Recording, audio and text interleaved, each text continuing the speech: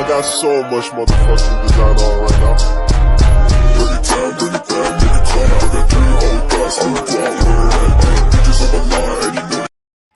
Baik, di sini saya akan menjelaskan salah satu kebijakan yang ada di Indonesia, yaitu mengenai kredit usaha rakyat atau yang bisa disebut dengan KUR. Sebelum itu, saya akan menjelaskan apa itu KUR.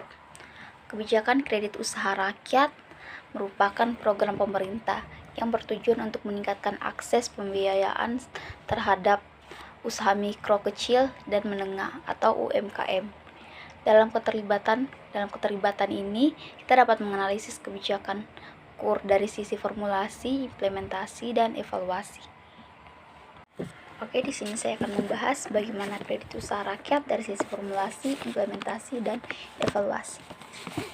Pertama, dari sisi formulasi. Kebijakan KUR, kemungkinan pelaku UMKM mendapatkan pinjaman dengan suku bunga yang relatif rendah.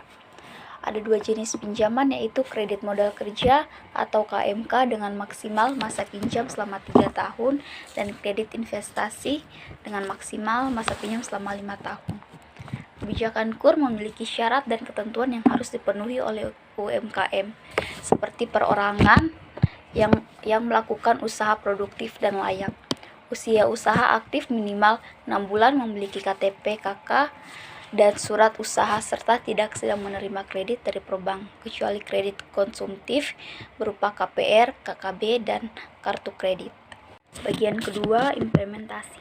Pelaku UMKM harus mempersiapkan dokumen yang diperlukan seperti KTP, calon debitur, dan pasangan, NPWP khusus pengajuan di atas 50 juta, kartu keluarga, surat keterangan usaha atau NIB, NIP, dan BPJS. Proses pengajuan KUR melibatkan perpanjangan suplesi atau rentukrusasi yang kemungkinan mempengaruhi jangka waktu pinjaman. Bank dan institusi pengkreditan umumnya menawarkan KUR dengan plafon pinjaman yang berbeda, seperti BRI yang menawarkan plafon pinjaman KUR mikro maksimal 50 juta, kecil maksimal 500 juta, khusus maksimal 500 juta.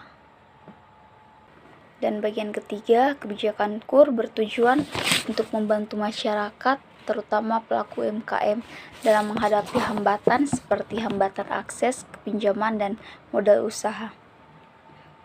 Program KUR telah banyak memberikan manfaat seperti kemudahan dalam proses pengajuan kredit dan pinjaman ringan.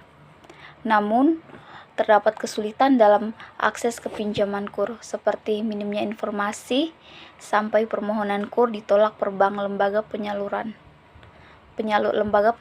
KUR. Kesimpulannya, secara keseluruhan, kebijakan KUR merupakan program yang bertujuan untuk membantu pelaku UMKM dalam menghadapi hambatan akses ke pinjaman dan modal usaha.